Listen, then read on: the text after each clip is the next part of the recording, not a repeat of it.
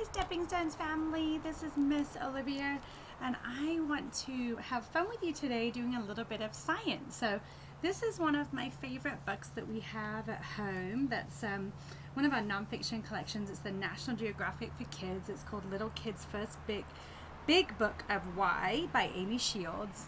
And if you have kids like mine at home, right, they're asking a lot of why questions, especially Zeke's age right now, and it's super fun. So this book has lots of answers to some of those why questions, and we just have fun discovering new things all the time. So it's actually made of many, this is like the contents page, lots of different topics in here. So one that I wanted to share with you today, it's on page 63 and 62 and 63. It's why do boats float? And then there's a little science experiment to go with it. So I thought we would start with this page so I can give you some information, and then we're going to do a little discovery and have some fun together. I love science discovery. So again, the topic is why do boats float? Can you think of any reasons that you, like a prediction maybe right now where you have an idea, or you might have seen boats, you might go out on the river, like have the river behind me, right? You might go on the river in a boat, or you might have gone on a lake like Blue Mesa maybe, or somewhere different state maybe. Look at this boat. Have any of you been on a cruise ship before? This is really a cruise ship style, which is huge, right? Well, let's start reading and find out a little bit more information. So it says boats float because as they push their weight on the water pushes back. This is called buoyancy. There's that science word there. Can you say buoyancy at home? That's a big word. Kind of sounds like boy, but it's not spelt the same. It's not spelt B-O-Y. It actually has B-U-O-Y at the very beginning. Buoyancy. The shape of a boat also helps the water push back with enough force to hold the boat up. Ooh, so we're talking about force now. Some really great science words. Next time you go for a swim, see how your body works in the water. If you lie flat on the water, it is easier to float. Have any of you tried that at the swimming pool before or in the river? If you hug your knees and ball up, you will sink. So what they're kind of saying is when my kids took swimming lessons, especially Zeke, he's taken a lot of lessons back in California. He was taught to lie flat on the water like this and actually put his arms out, and he would be able to float on the water. Now, if he loves to do this, if he scrunches up like this like a ball and jumps into the pool, right, he sinks to the bottom. And that's kind of what it's talking about here. So let's look at that again a little bit. It says, boats float because as they push their weight on the water pushes back. Okay. Now, it also mentions about different shapes of boats also help the water push back with enough force. So there are lots of different types of boats, right? There's big cruise ships, there's small fishing boats, there's raft boats, there's so many different kinds. If you want to look up some pictures on boats, it's really fun, right? So it also, not only does it makes a difference, the size, the shape, you know, as well, and engineers create these boats and they really have done a good job, and they want to make sure that we float right. We don't want to sink in the water. So they have to really take into account a lot of different things with weight and shape there.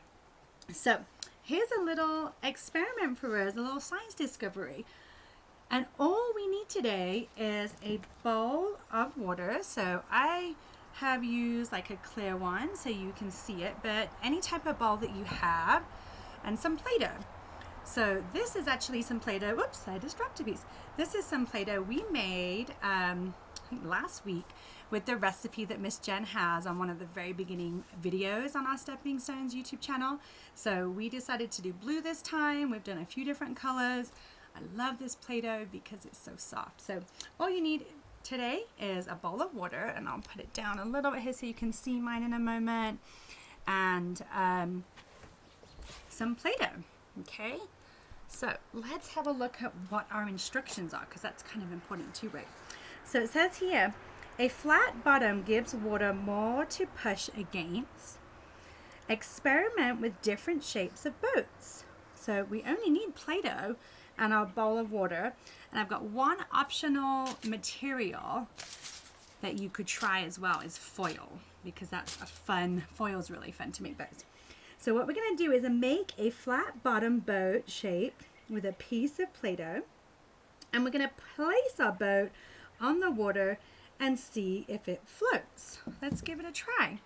So you probably love, like you might have a rolling pin or something that you can make your Play-Doh really flat with. I'm just going to try even half of this size. You don't need a lot.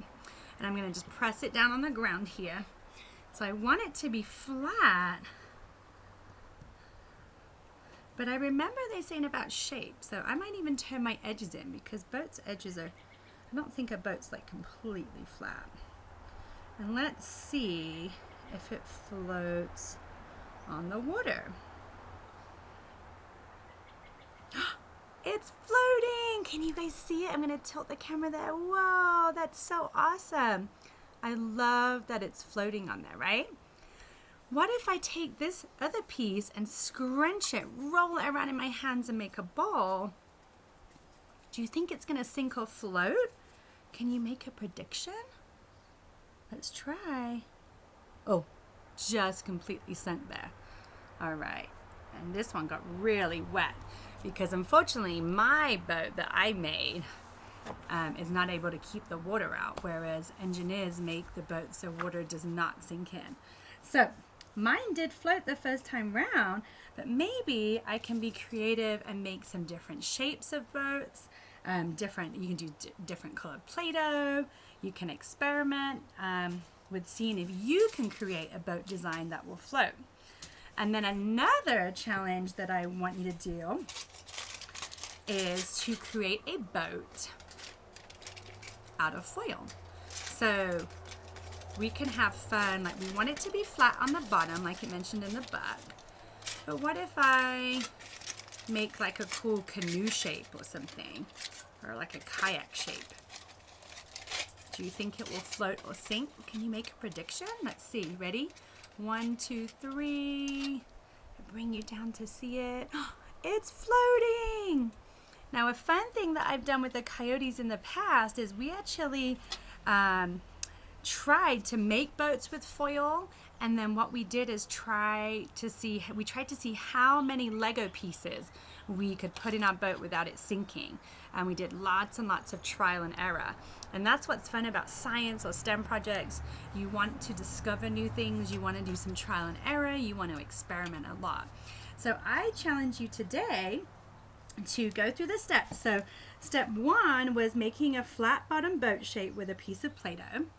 Step 2 is placing your boat on the water. Does it float? If it doesn't, can you change something? Can you change your design to see if it can float? And then I didn't read these out earlier, but that was what I did in the water with my ball. So it just says number 3, make a round ball with a piece of Play-Doh. Step number 4, will it float or sink? Make a prediction. Experiment with some other shapes.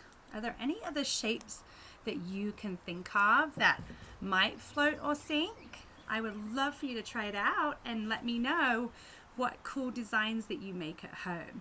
So have fun. I hope you learned a little bit. Maybe you might even want to do some more research on different types of boats, or get into some more details about why they do float. All right? Thank you so much. You are all wonderful scientists at home, and we can all make new discoveries as well and have fun with science. So thank you for joining Miss Olivia today. I really appreciate it. I really miss you guys too, and can't wait to see you soon. All right, have fun with some cool science projects. Bye, friends.